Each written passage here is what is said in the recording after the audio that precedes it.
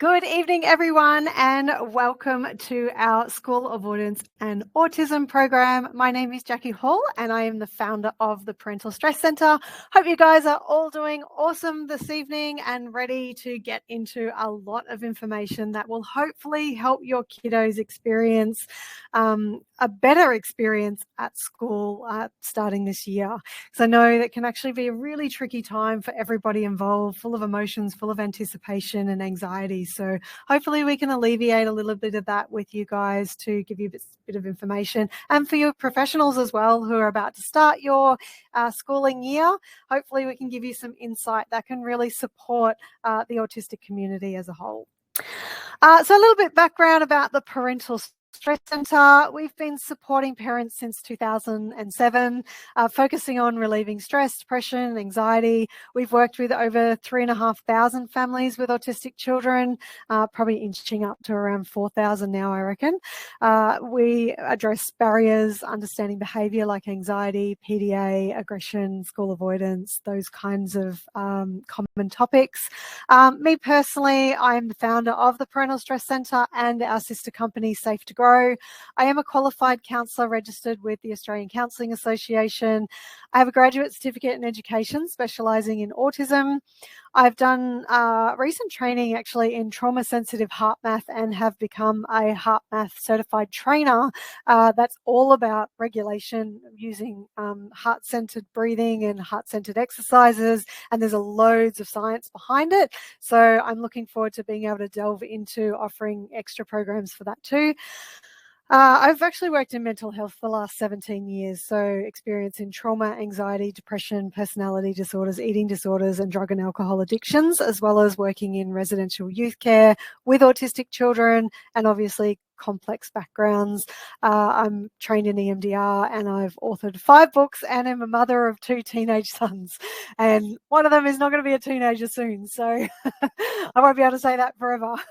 They're both adult sons, but as you can see, I bring a lot of different information to the autism community, which is often needed because, you know, the challenges that autistic children face can be complex, and they can come from different places and it can lead to other things as well. So we can be talking from all of those different perspectives. Okay, so let's start with talking about what school can't is, or school avoidance. So we like to call it school can't because it's not necessarily, like when we say school avoidance, it sounds like it's something deliberate, but often it's they literally can't go to school. So what it can look like is they can't get themselves out of bed, or every day is an argument or a fight to get them there. And feel free to chat, put in the chat box any of these that you resonate with or any others that may not be there. So every day is an argument or a fight to get them there. When they are there, they might run away, or they may be what is considered disruptive. It's not always like disruptive. It could be something that's going on for them, but it's considered disruptive. So you're called to pick them up. Anxiety attacks, increased meltdowns or aggressive behaviours, or even shutdowns when they're trying to get ready, or when you've got them at school or while they're at school. It can be emotional reactions and pleading with you not to make them go. Sometimes it can be pretending to be sick so they don't have to go.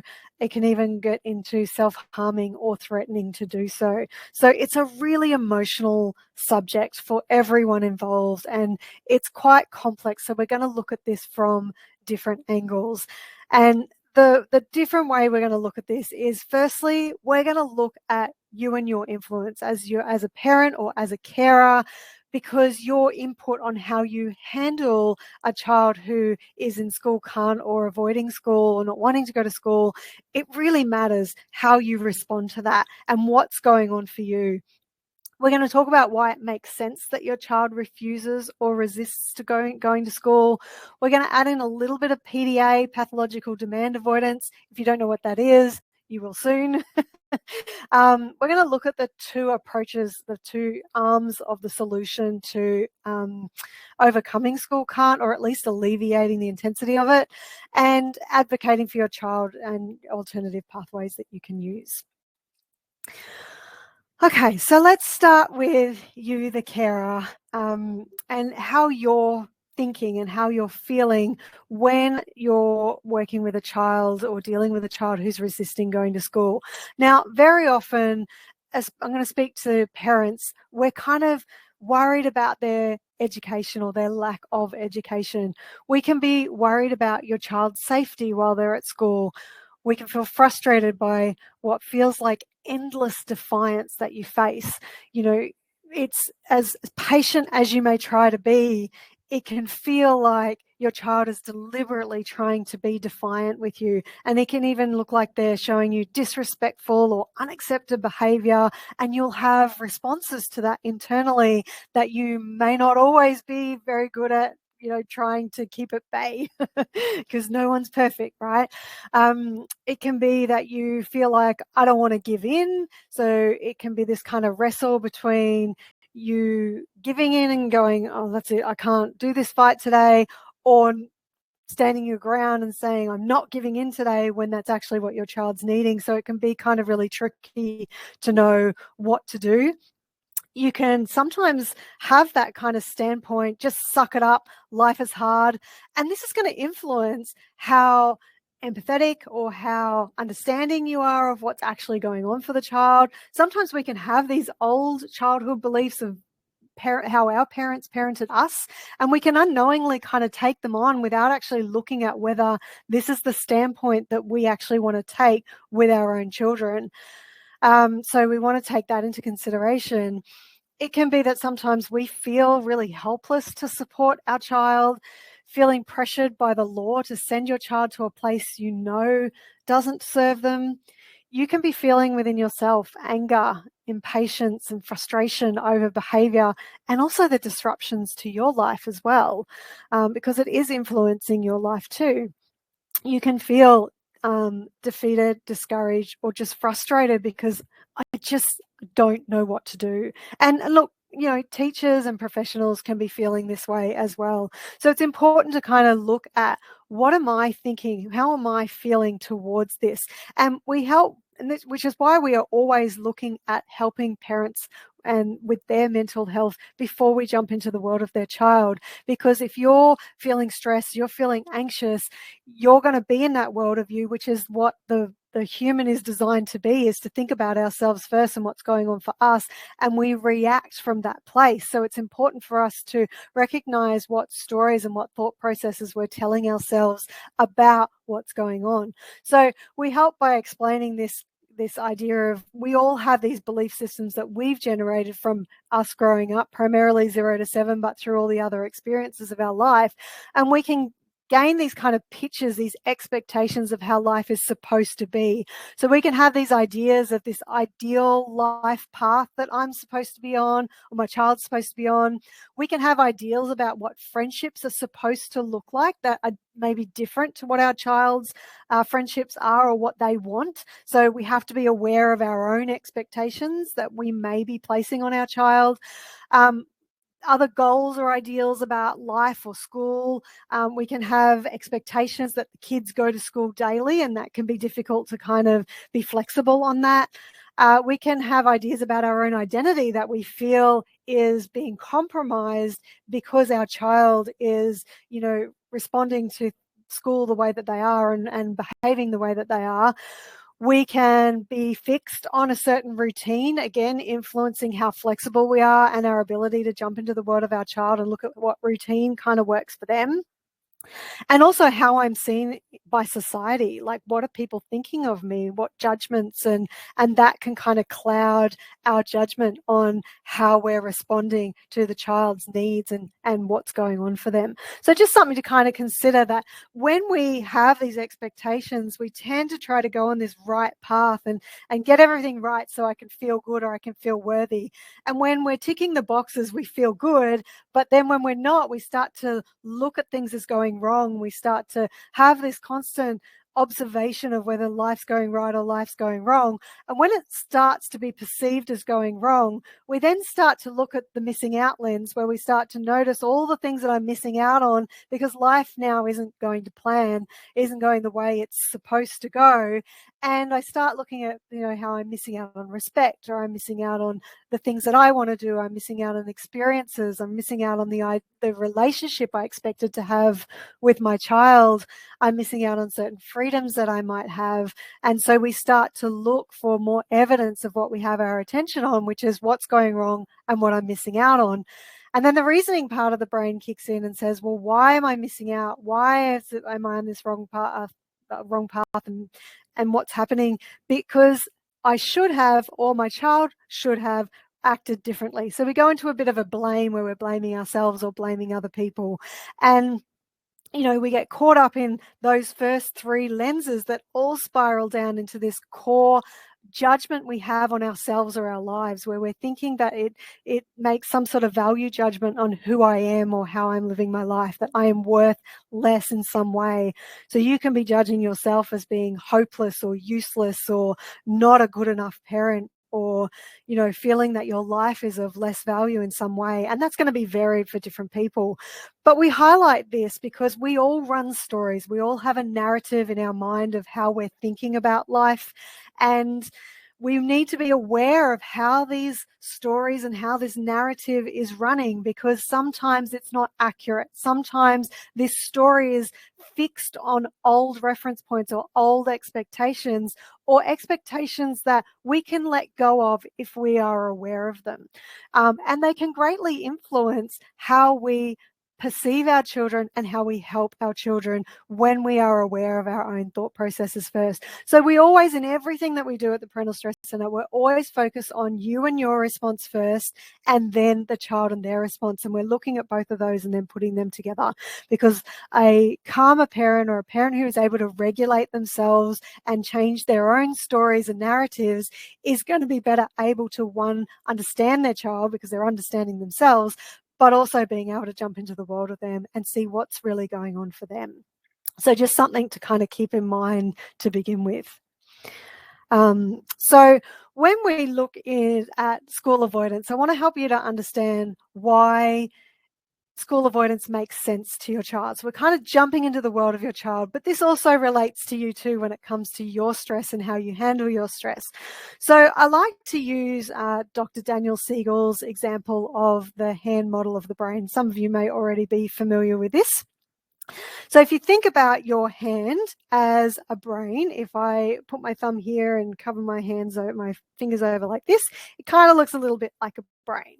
So if we think of this part of the brain as being the palm, being like the survival part of the brain, or the subconscious part of the brain that really doesn't have to think about, like you don't have to consciously think about. So it's responsible for breathing, heart rate, digestion, all of those kinds of survival things.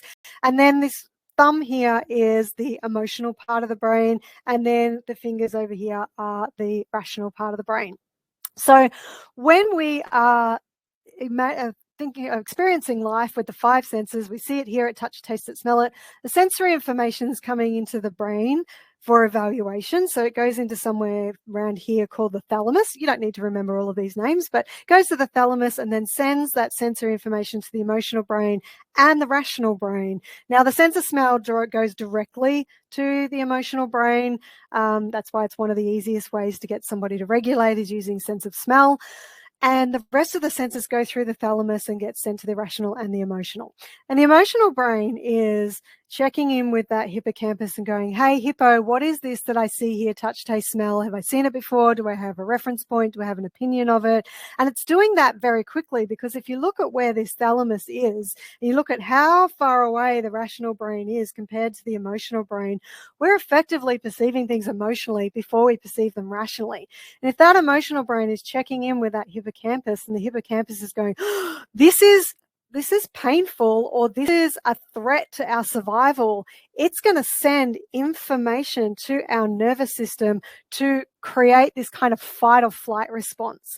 And in an ideal situation, when we're experiencing something, we want the emotional brain and the rational brain to work together. So let's say you see a picture of a spider and the emotional brain goes, oh my God, we're scared of spiders. And the rational brain goes, it's okay, it's not real. And they work together and they can create kind of, this nice synchronicity together. But if the emotional brain, which is acting quite quickly, goes into this, like sends signals to from the hippocampus to go into the survival mode, one of the survival responses can be to actually stop pumping blood to this rational part of the brain. So what was this integration of the rational brain ended up flipping its lid to being offline. So your child is not able to think rationally when they're in that threat response. If they are perceiving life as being threatening, the cognitive rational brain goes offline. And this is really important to understand, because when you're in that survival mode,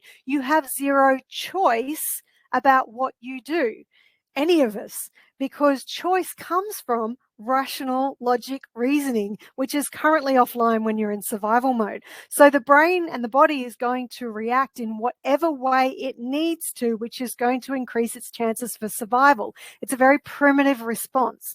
So when a child is in a state of meltdown, they aren't thinking rationally. So we don't want to be trying to rationalize with them or reason with them or try to get them to think straight. We've got to be dealing with that nervous system first, because they're in that survival mode and they can't hear your logic and reasoning, nor can they think straight themselves. So it's important to understand that school avoidance makes sense to your child, because that's their way of avoiding something that's threatening to them.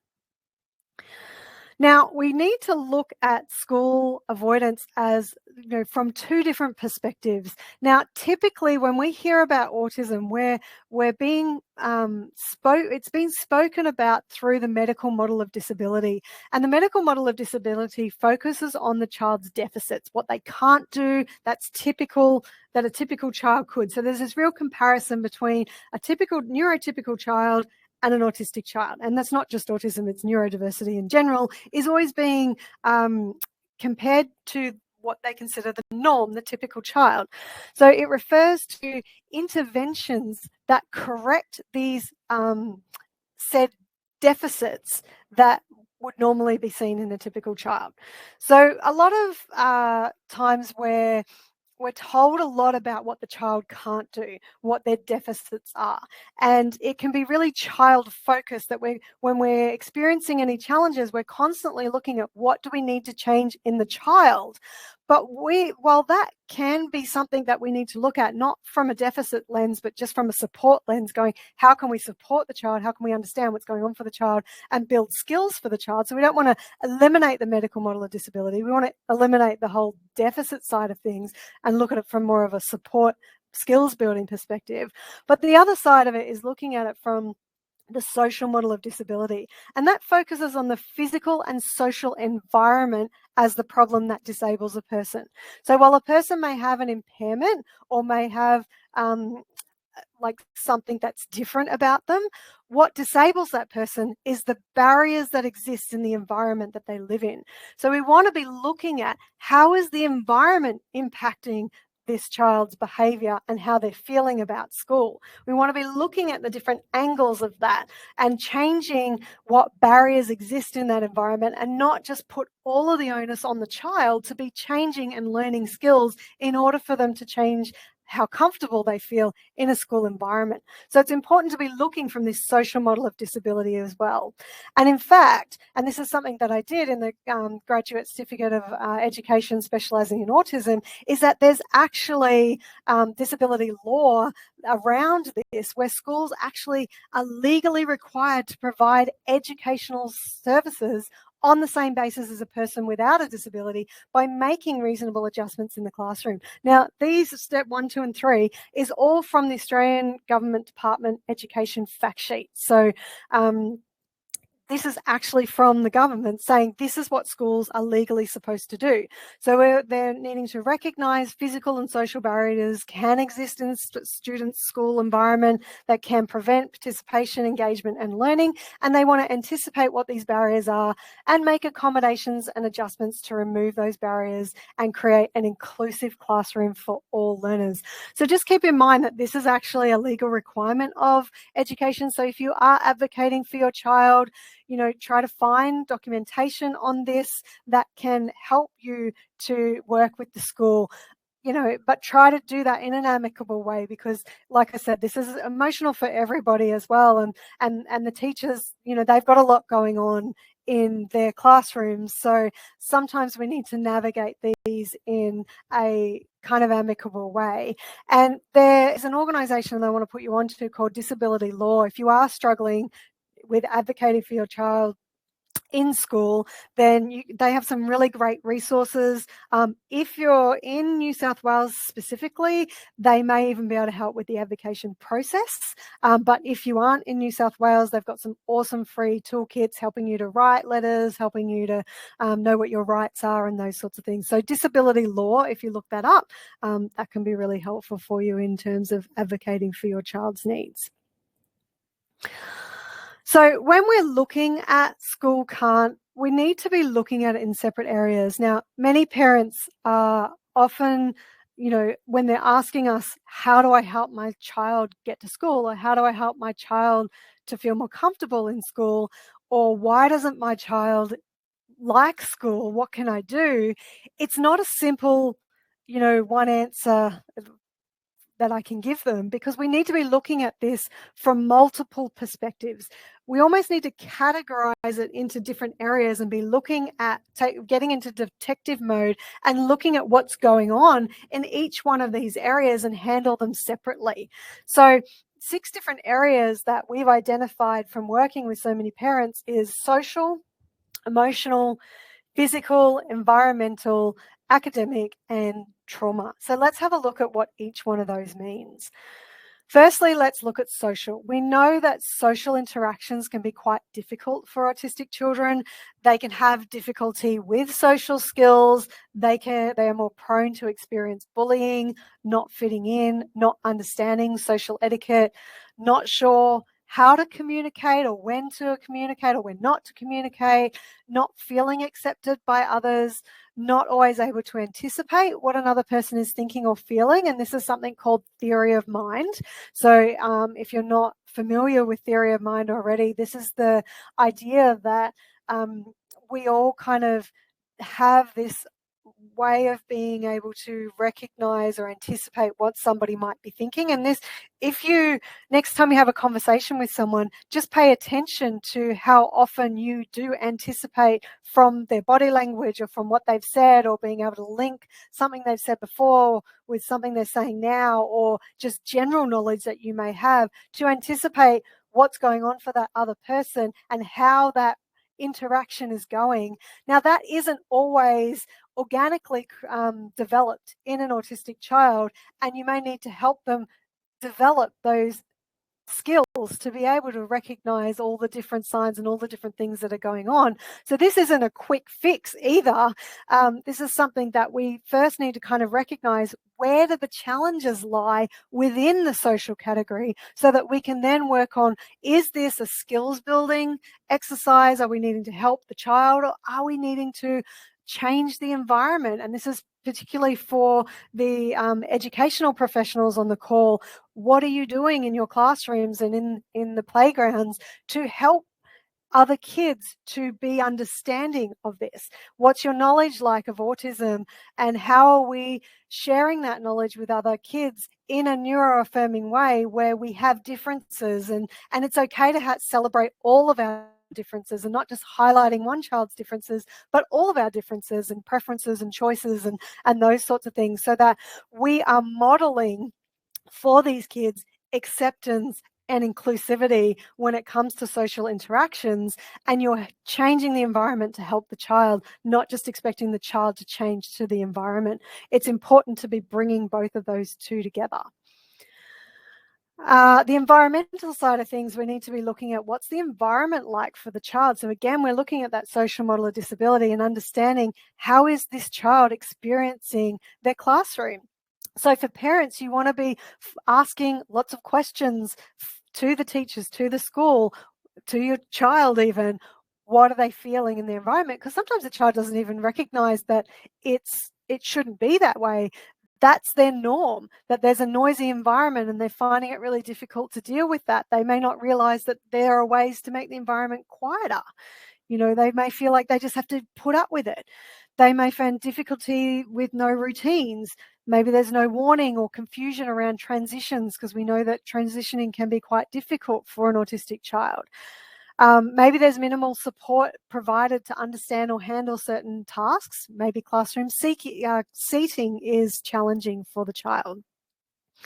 When we look at it from an emotional perspective, difficulty with self-regulation during transitions, or when things start to get overwhelming and we start having a stacking up of emotions and there's no breaks or there's no accommodations available to help the child to regulate.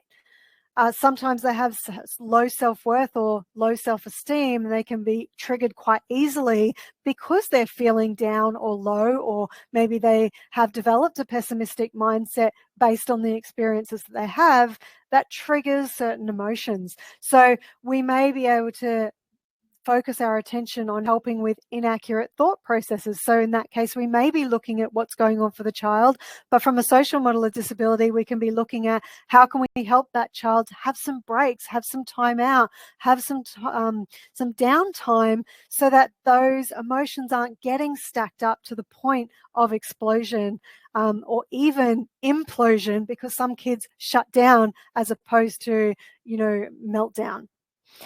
Sometimes they have difficulty with expressing themselves, or being misunderstood can cause that frustration or lead to overwhelm. So we want to be looking at how we can speak to that child with emotion coaching, which we're going to talk about in a second.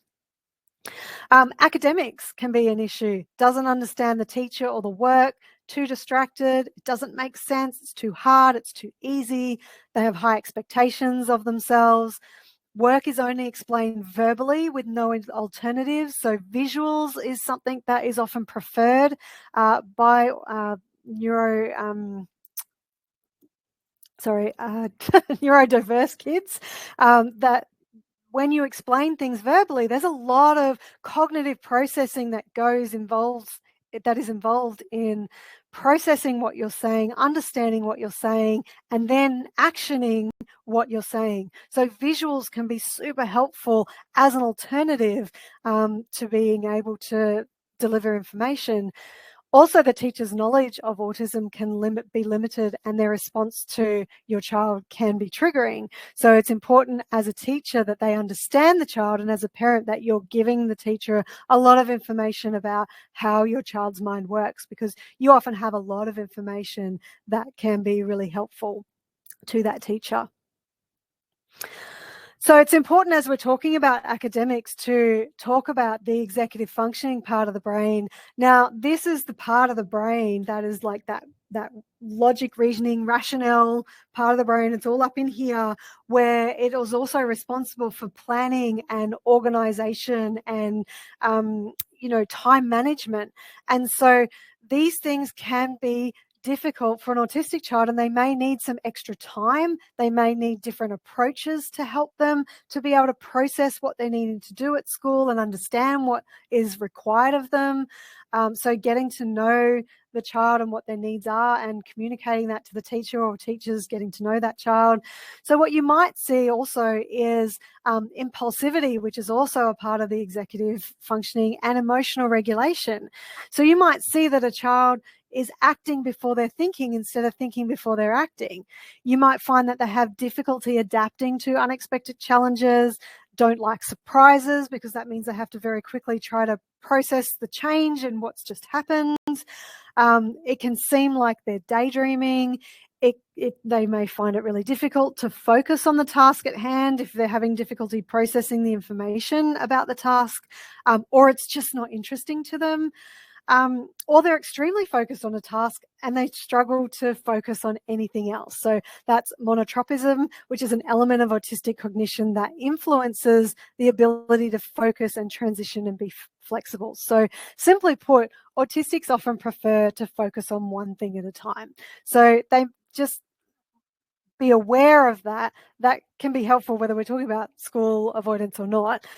Even in the home environment, they need that time to process information. They may need you to deliver information in a different way, for example, in a visual way. And then we've got the sensory differences, which is the physical aspect. What's going on internally for them? Is their body agitated, hungry, tired? Are they in pain? Are they unable to sit still, hot, cold? Another medical condition may be influencing how they're feeling and their behaviours. Are they heightened to sensory input such as sound, sight, smell, or touch? So this kind of links in a little bit with the environmental side of things. Differences in sensory profiles can make a difference. They could be sensory seeking, so they're seeking certain senses to be satisfied, or they're sensory avoiding. Things are very kind of heightened for them. So sensory input can be literally painful for a child. So loud fans or humming of air conditioners or certain lighting or tones of voices or clothing. So it might mean that the classroom needs to be really looked at from that perspective, because they could be hearing things or feeling things or experiencing things with their senses that other people in the room are not, and that can be affecting how they're able to concentrate or how they're even just able to function in that moment. And so it makes complete sense that if they're in that pain or they're in some sort of sensory aversion, that the survival part of the brain is going to kick in and they're going to want to get the hell out of there, right? So that running or fighting or hiding or, those kinds of responses make sense, right? And then finally, we've got trauma. So we need to look at how trauma influences how we think, feel, and behave. I like, again, Daniel Siegel's explanation of what trauma is. The simplest way of defining trauma is an experience we have that overwhelms our capacity to cope. So it doesn't tell you what that experience is. That's going to be different for everyone, but it's an experience from the person's perspective that they're having, that they feel so overwhelmed because they don't have that capacity to cope. So whether something is traumatic depends on the person and their ability, so the resources that they have to handle it. If they don't have the resources to handle it and it becomes overwhelming, they don't know when it's going to stop, they don't know how to stop it, and doesn't it make sense what they're going to do? Run away, fight, hide, shut down. Those are the survival responses that we have, or for a lot of children, it can even be that they mask. So they, it can be the appease or the fawn response that is in survival mode as well, is that they'll do as they're told, but it stacks up. And then when they get home, they all fall apart. So from a teacher's perspective, if a parent is coming to you and saying, I think my child is masking at school, I'm seeing all of these behaviors, please don't respond with, I don't get that behavior at school. What we want to see is you respond with, I wonder if they're masking, and I wonder what masking looks like. Do you have any ideas what that might look like so that we can identify it in the class? Or do you know of any things that might be stressful for the child so we can put those breaks in place? We can make accommodations to help that child. Whether they're masking or not, it's going to help. Okay. It's going to help the parent, and it's also going to help you, because a calmer parent and a calmer household and a calmer child who's sleeping better at nighttime is going to come to school better able to focus. So the more you can do in the classroom, if you're a teaching professional, the more that's going to help the family, and then the family is going to be able to help you. And it's a union. I can't think of a better word to say that. I just lost my words. So we want to be working as a collaborative together. So this is just an example of how the arousal increases, fight, flight, freeze, what I was just talking about there. So when we think of trauma, most people think of typical traumas like domestic violence, abuse, adverse childhood experiences, natural disasters, car accidents, kind of those big T kind of traumas. However, when we think about autism, there are lots of other things that can add up to trauma or just cause trauma in an autistic child that you may not even be thinking of. That can be things like sensory overwhelm, difficulty in understanding or trying to be understood when communicating with others, bullying and teasing, medical procedures, discrimination, so how a person is treated because of their diagnosis or other personal characteristics, so they're made to feel less than. Marginalization, where they're actually denied access to things like education or opportunities or participation in activities, repetitive messaging around deficits and not feeling adequate, and social confusion or rejection. So if you think of even just one of those happening on a repetitive basis or just in a big enough way that it overwhelms the capacity to cope, and then think of having several of those repetitive day-to-day experiences of some of them, and how that's training your autonomic nervous system into a constant state of fight, flight, freeze, or fawn responses. So when we're talking about trauma, what can be happening for the child is that they're having flashbacks, that something in the present moment has triggered them into remembering something consciously or unconsciously of their past that was overwhelming, and they didn't have the capacity to cope, and they're having a response in real time as if it was happening because it looked the same or it felt the same. And sometimes the nervous system can respond and the brain isn't even aware of why the nervous system is responding that way, because the child could be trained into a trauma response in their nervous system that has become their default bodily responses to certain stimuli. And they can have a lot of difficulty regulating their emotions. So sometimes we've got to be learning how to regulate our emotions, regardless of like helping the child to regulate their emotions, regardless of whether we even know the problem or not. That if a child is having a meltdown or a shutdown or a struggling or an anxiety attack, we're able to work with the nervous system. And that's why I'm so excited about the heart math training that I've just done, to be able to bring this to the autism community and help you guys to learn how to regulate your own nervous system, but also to pass that on to your kids as well. So look out for information about that as well. So when we look at these different categories, you may find that there are barriers to your child enjoying school in all of those, one of those, several of those. Imagine how it would feel to experience those things every single day. And now ask yourself, why is my child avoiding school? Because most of us would avoid that. If that was happening in our work environments, we would leave. But instead, society is saying these kids have to go to this school and they have to just deal with these environments without support. Now, I get that a lot of parents aren't in a situation to be able to remove their child from school. That's an answer for some people, and that's okay. And sometimes that is the best thing for the child.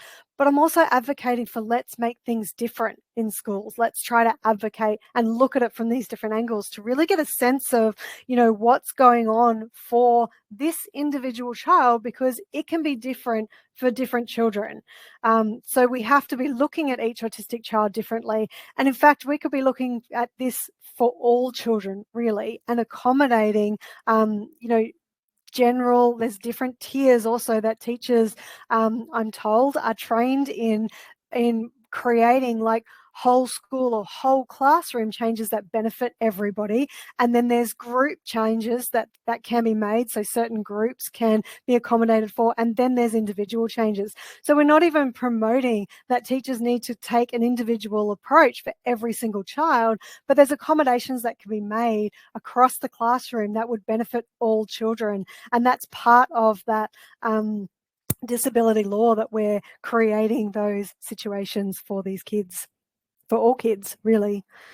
So when we look at this school avoidance from that perspective of that hand model of the brain, it makes complete sense, right? School avoidance is a defense strategy. They're protecting themselves from pain and trying to move to some sort of better feeling place in whatever way that they possibly can. And sometimes they don't know any other way but the behaviors that you're seeing as disruptive or difficult. So we're kind of needing to understand what's going on for that child behind that, and don't just look at the behavior. We need to look at the human behind the behavior and what's going on. What must they be thinking? What must they be feeling to be behaving this way? Because their behavior makes sense to them. We need to understand why. And whether their behavior is proactive, meaning it's deliberate, or whether their behavior is reactive, meaning it's emotional and those cognitions are offline, we still need to be asking, what must that child be thinking to be feeling this way, to be behaving this way? Because they're behaving this way because that's the pathway that makes the most sense to them, which means they don't yet have the skills, or they haven't yet learned a different way to be able to behave. So we need to understand and then put in place things that we need to do to help them. So I'm going to very quickly, this is a massive topic, but we couldn't do school avoidance or school can't without mentioning pathological demand avoidance. For those of you who don't know, it can be PDA, pathological demand avoidance. It could be called EDA, extreme demand avoidance, or a more neuroaffirming way of looking at it is pervasive drive for autonomy, because it's all about anxiety. It's an extension of extreme anxiety. And when somebody is feeling anxious, they're trying to get this autonomy. They're trying to get control. So it's a drive for control to feel safe. So when you're seeing a PDA, they're trying to do things to feel safe because they feel unsafe, and it's a form of, it comes from anxiety.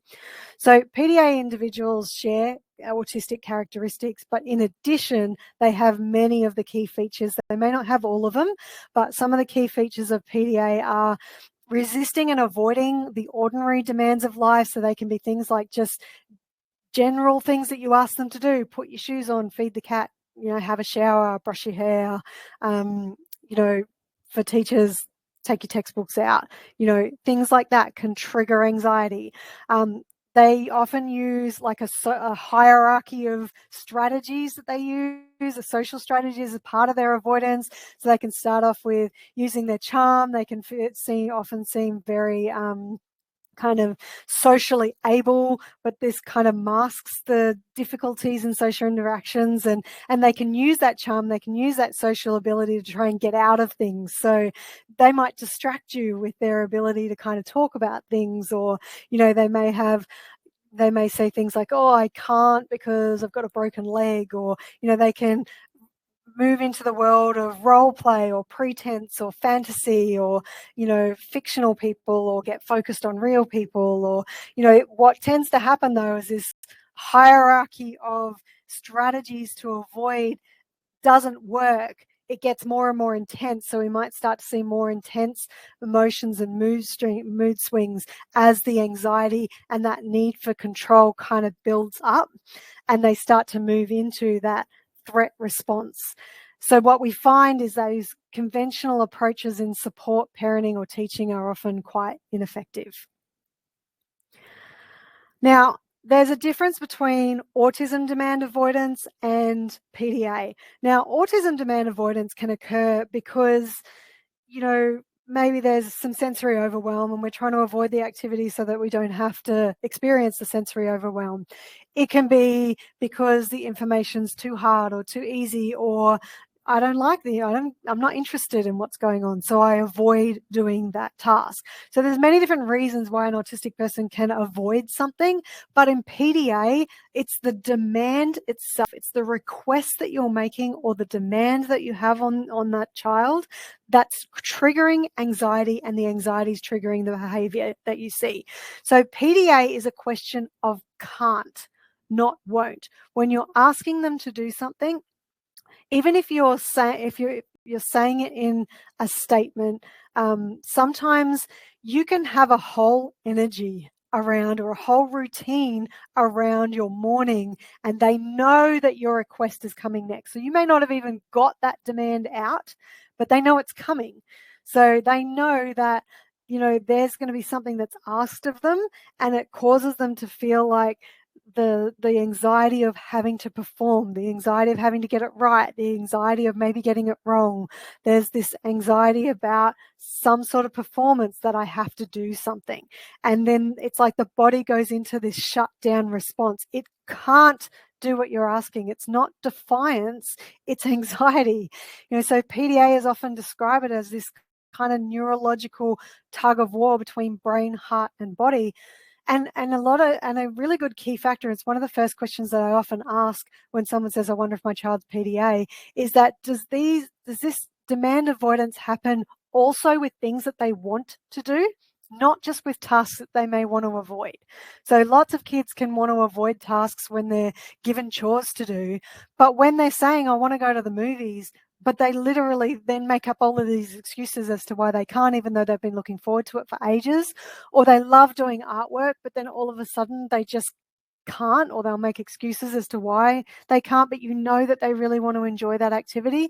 That can be anxiety driven. That can be PDA. So we want to be aware of what's happening for that child, because that can be extremely frustrating that they want to do something or even know that they should be doing something in terms of their responsibilities, but their body is shutting down and saying, no, sorry, we can't do that. So that's something that we need to be aware of. It's a whole topic that we cover in our autism program. So it's only something that I can briefly touch on. But the other side of things I want to kind of bring into this conversation is the great positive characteristics of PDA. They can be really loyal. They can be really funny because they have this kind of justice-orientated perspective. That's why they're very loyal. They can be very determined, imaginative, honest, independent, creative, empathetic, and empathic and empathetic.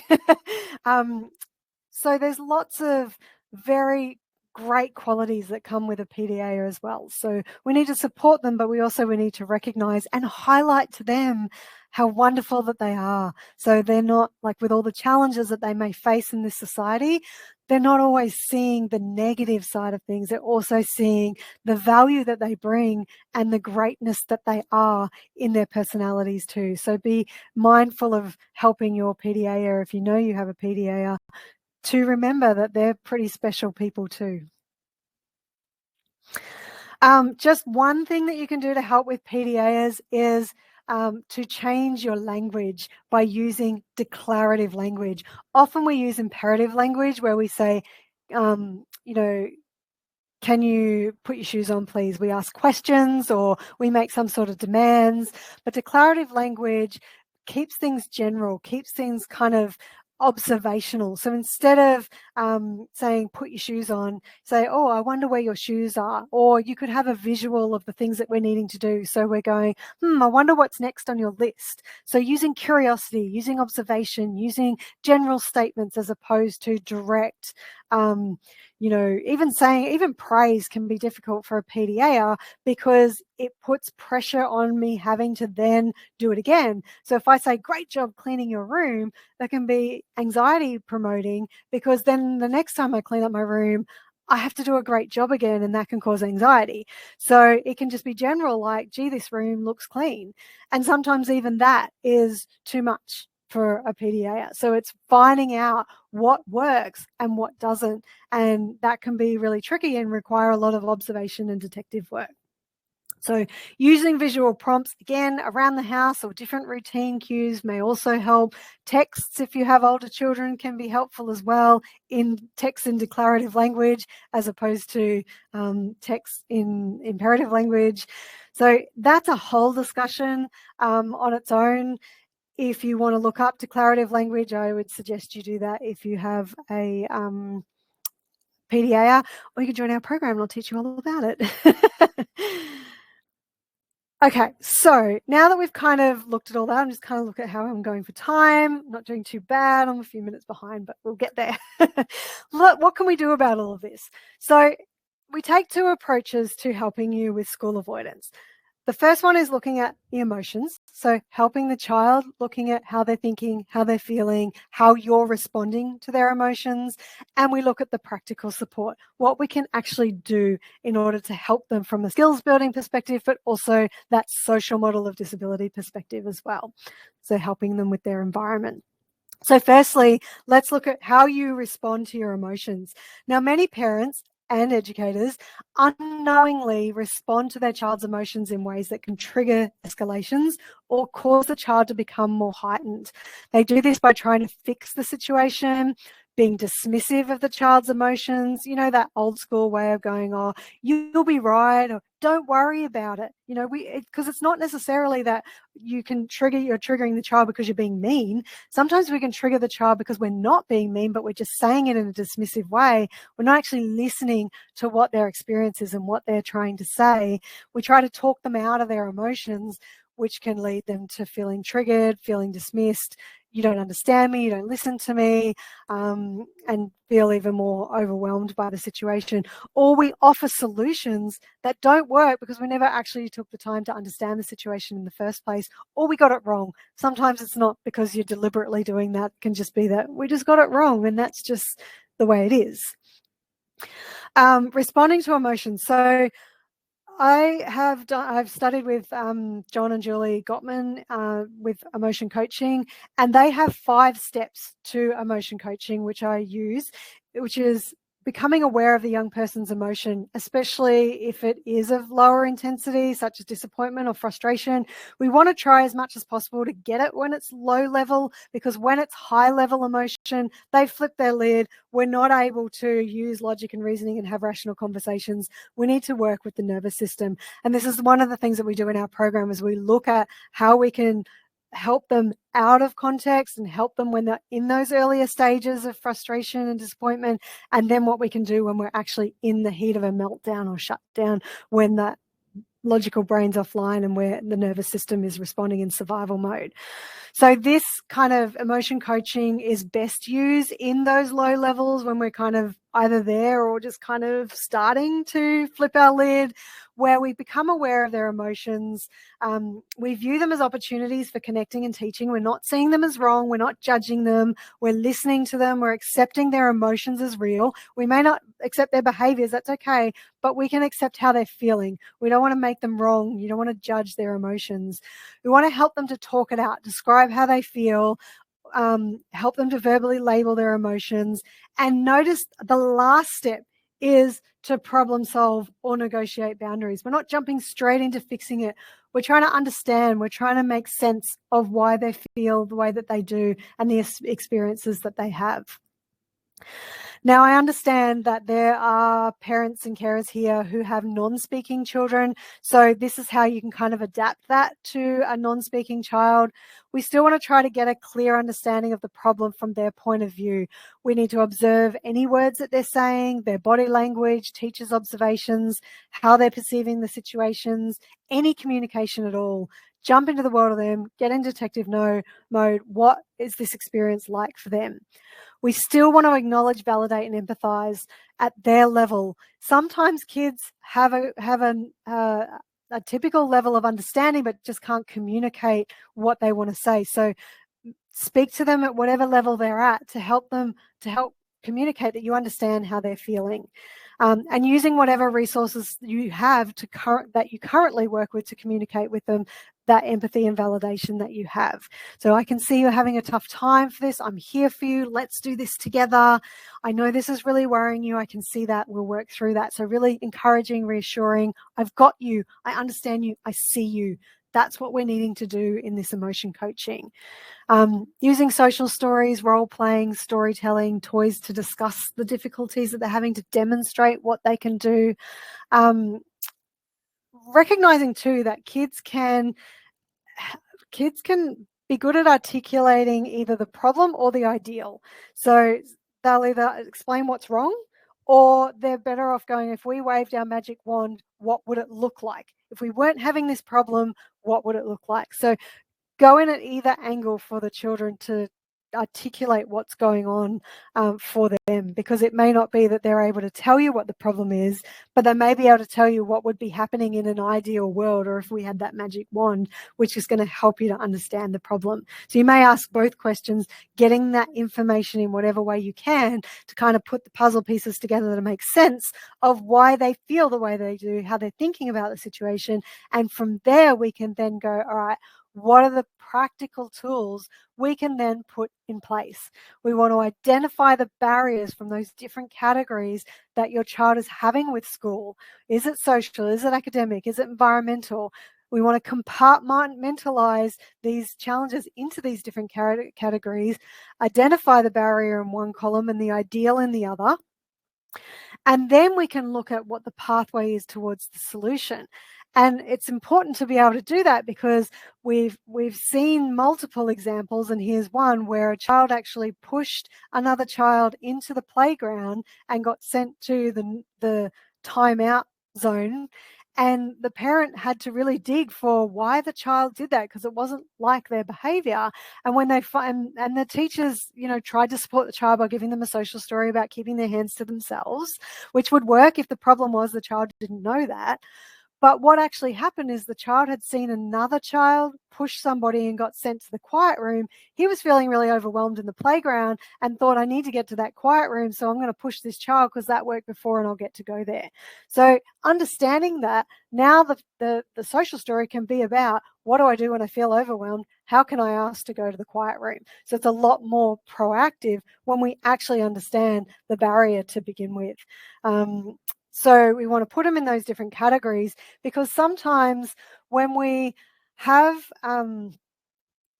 multiple categories that are the problem, if we can put measures in place to alleviate the intensity of the problem in one or two areas, it can make the third area or the fourth area more tolerable while we're putting more long-term plans in place.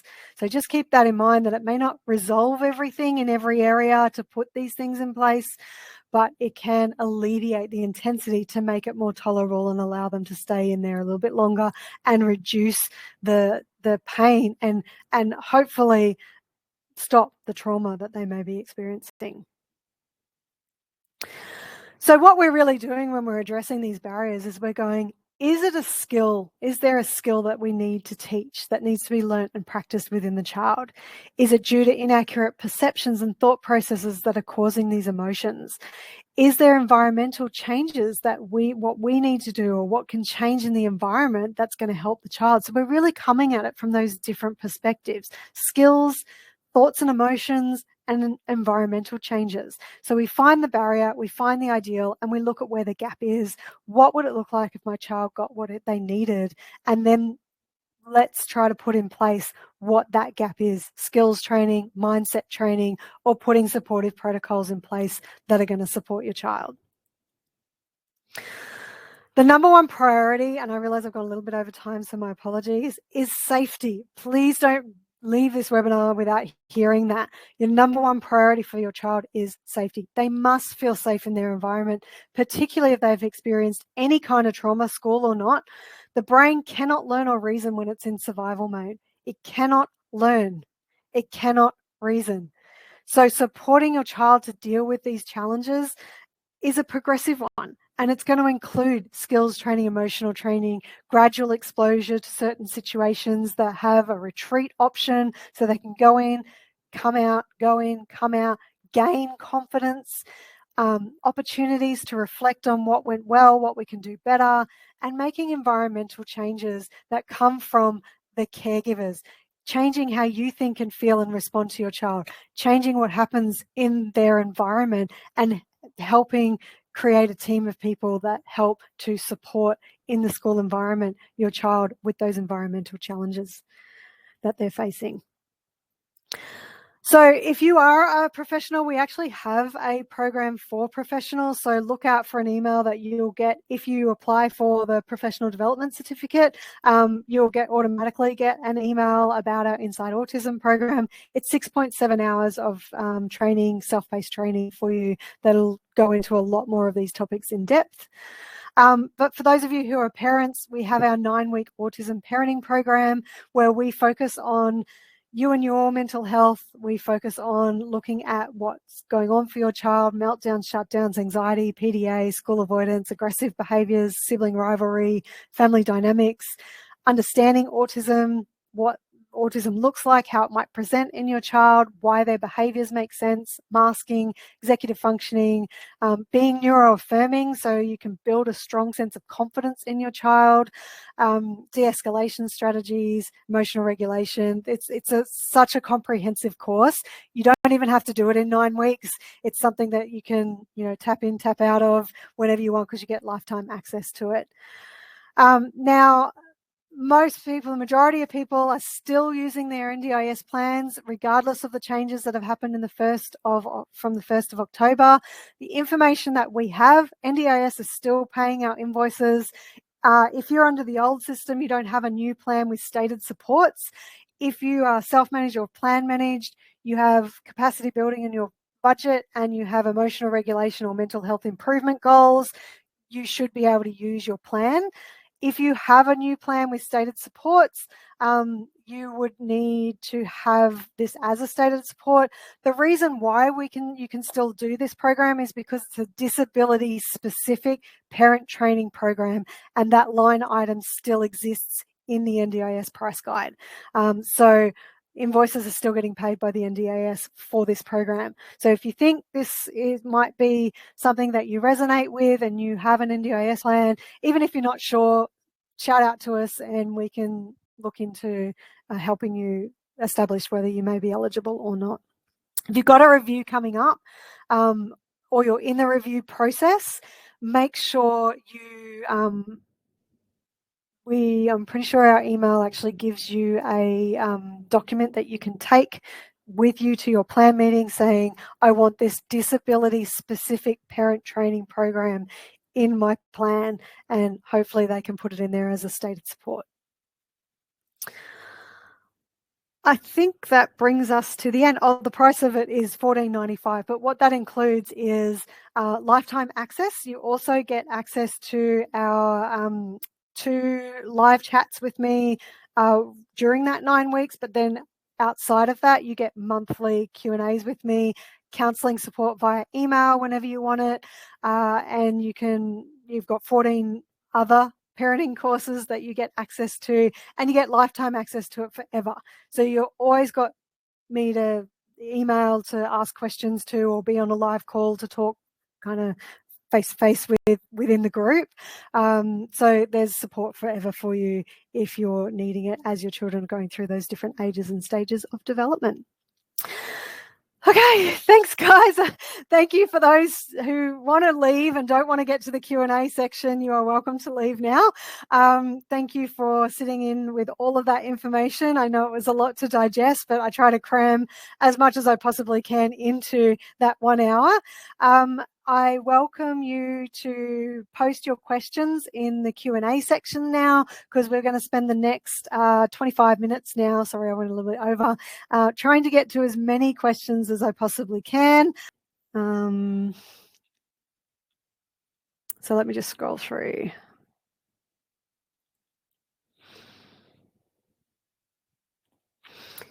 How do single parents who have minimal to no support manage it on their own when there's no option but to work full time? Yeah, it's difficult, Heidi. I know it's difficult. There's no easy answer I can give you. And I know that the answer of really trying to find as much support as you can that kind of rallies around your child. I don't know, saying that just, what's that saying, telling you to suck eggs, because you already know that that's what you're needing to do.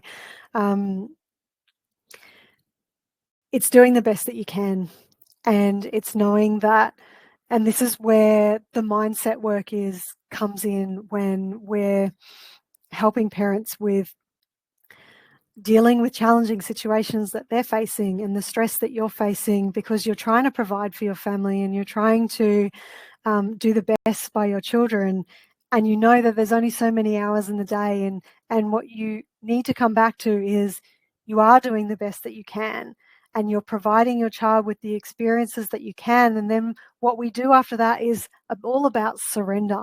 And that's one of the most difficult things that we help parents with, is that act of surrender, where we do as much as we can, and then we learn to kind of see life a little bit differently. We actually teach you upgrades to those 4 lenses that help you to look at how life is unfolding in highs and lows, that how all lows lead to highs, or highs lead to lows, and there's learning and there's value in everything. And while we want to give our kids the best of everything, and we want to really take away all the pain and the heartache in their life, we also know that life isn't always like that. And there are highs and lows in life, and sometimes that can actually give them skills and give them resilience and help them in other ways in life that we can't yet see. So it's about more when there's no practical options that you can fit in anymore, because you're having to juggle these priorities, and you're already doing everything you possibly can in terms of those priorities, then it is about more how you can accept that reality and how you can surrender to that to alleviate your anxiety while still doing the best that you can. So that's kind of the best answer that I can give you, because it is really tough when you're doing it on your own and supports are very limited. And hopefully you do have kind of some people around you, or there may be support groups that can rally around and help you in some ways. So one thing I will say is, with that missing out lens that I spoke about, our brain is designed to focus on what we have our attention of. So also be really mindful. I'm not saying this is you, this is something that a lot of us do, myself included. I had to train myself out of that. Is that missing out lens can force us to see more of what we're missing out on. And when we're looking at what we're missing out on, we're not looking at opportunities, and we're not looking at how we can move out of that problem. So sometimes when we're looking through the lens of, I have no support, no one's here for me, that's the only evidence we see. And sometimes we don't look for opportunities to get support, or we miss opportunities of support, or we're not actively seeking different areas of support or different ways of support because we're not open to it. We can only receive equal to our emotions. And if we're not open to receiving another way or an opportunity, we won't see it, even if it's right in front of us. We won't take it on because we don't have our attention on it.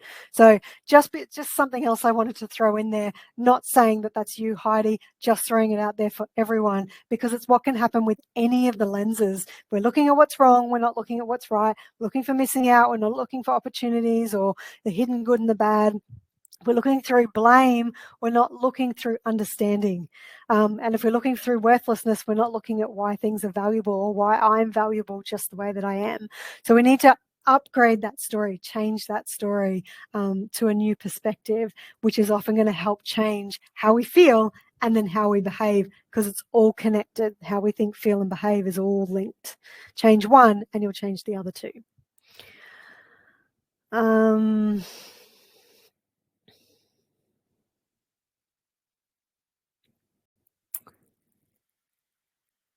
How to deal with hitting and destruction behaviour of autistic child. Please give some strategies. It's difficult to give strategies when you don't understand the why. And I think this is something like that example that I gave of the child pushing the other child into the playground. We want to jump into, here's a strategy of giving them a social story as to why they shouldn't hit. But that social story doesn't work because we didn't understand why the child did it in the first place. The strategies often become obvious, or the support that's needed becomes obvious, or the pathway to the skills building becomes obvious when we actually understand the problem, why the child is hitting in the first place. What are they doing before, during, after? What are they trying to get by hitting? What caused them to hit? If we're looking from those different categories, was there something happening from a social perspective? Is there a pattern to their behavior? There's often patterns. So it's more about first jumping into that detective mode and really even diarizing what's going on for them, at the different times that they're hitting, and see if there's any kind of parallels or patterns in their behavior. Look at what they're saying, what they're doing, what their body language, their facial expressions are like at the time that they're doing it. Really try to get some of those observations in place. Talk to them afterwards to try to make sense of what was going on for them, if they're able to communicate that with you, and really try to gather all of the information that you possibly can to make sense of that behavior. One of the things that often happens is when we see that behavior, like even the words destruction or destructive behavior, sometimes, and I don't know the intent of it, so I'm not saying this is definitely you, sometimes we just see the crime in the behavior, we see them hitting and we see it as naughty behavior, or we see it as wrong behavior, and that can make us reactive and judgmental about the behavior, which can actually prevent us into going, hang on a minute, why does this behavior make sense to my child? Let's try to understand it. Let's try to get curious about that behavior to make sense of it, so that we can then resource the child or change the environment to help the child so that they don't need to behave that way in the first place. So remember, I said that sometimes they behave in those ways because they don't know what else to do, and that's the way the survival system said is the best chance of survival if they're in that kind of meltdown phase. So we need to be looking, and even like I said, if it's proactive behavior, meaning they're deliberately hitting, we still need to understand why they're deliberately hitting. Why does that make sense as a strategy to use in that particular situation? Because they don't have any other strategies, they don't know what else to do, or their thought processes are not understanding the situation, and that cause them to get angry, which means their response is to hit. So we're needing to help them to think differently, or we need to help them to respond differently when they're feeling that certain emotion, if it's proactive. If it's reactive behavior, meaning that they're having a meltdown, we need to understand why they're escalating to that point in the first place before we can then put any of these strategies in place. A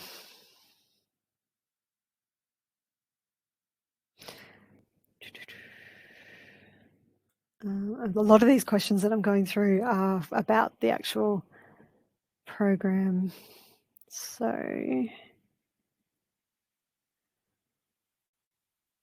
I don't think we have many other questions today. Let me check the chat and see if you have a question and I haven't answered it, can you please repost it, because I can't see a lot of questions. So I don't know whether it's actually just fallen off the face of the internet or whether it's a me issue. Is it a me issue or is it a internet issue?